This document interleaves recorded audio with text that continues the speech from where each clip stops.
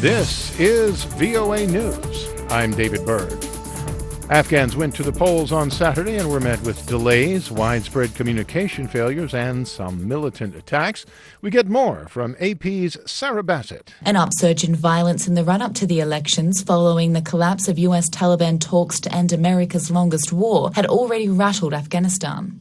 Yet many voters expressed frustration over government corruption and chaos at polling stations, such as incomplete voters' lists and unworkable biometric ID systems. Reports of violence emerged from southern Afghanistan, the former spiritual heartland of the Taliban. A bomb attack on a local mosque where a polling station was located wounded 15 people. Elections in Afghanistan are notoriously flawed. In the last presidential polls in 2014, allegations of widespread corruption were so massive that the United States intervened. No winner was declared and the US cobbled together a unity government. I'm Sarah Bassett. Syria said Saturday that it reserves the right to take action if the United States and Turkey do not withdraw foreign forces from Syria immediately.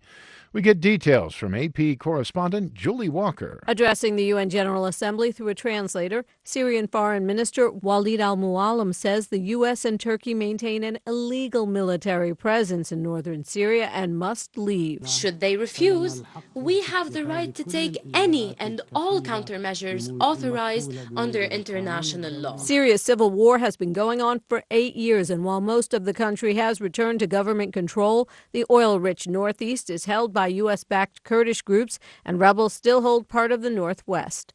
I'm Julie Walker. For more on these stories, be sure to visit our website, voanews.com. You can also follow us on the VOA mobile app. This is VOA News. Hong Kong police sprayed water cannon and pepper spray on Saturday night to disperse protesters gathered outside the Legislative Council building in the Admiralty area. Reuters' Emma McCarthy has details. Police fired water cannon and pepper spray at protesters in Hong Kong on Saturday night as demonstrators threw rocks and blocked a key road next to a rally near the local headquarters of China's People's Liberation Army.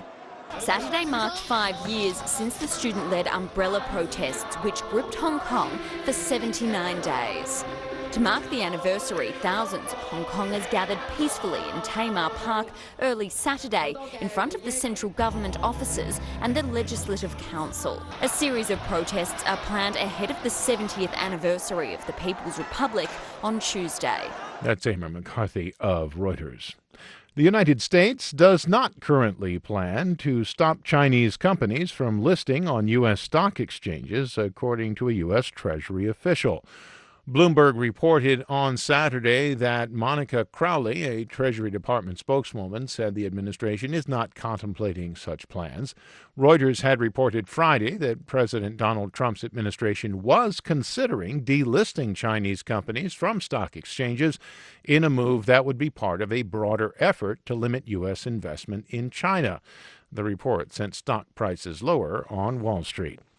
Asian American groups are objecting to the Trump administration's efforts to step up deportations of Cambodians as dozens of refugees with criminal convictions are being ordered to report to federal officials next week for removal. Asian American activists argue that many of those facing deportation served criminal sentences years and in some cases decades ago when they were young refugees struggling to adjust after escaping the Khmer Rouge.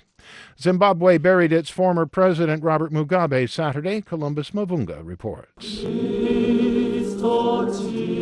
A Roman Catholic Mass was held Saturday afternoon at the home of former Zimbabwean leader Robert Mugabe, about 100 kilometers southwest of Harare, before his burial.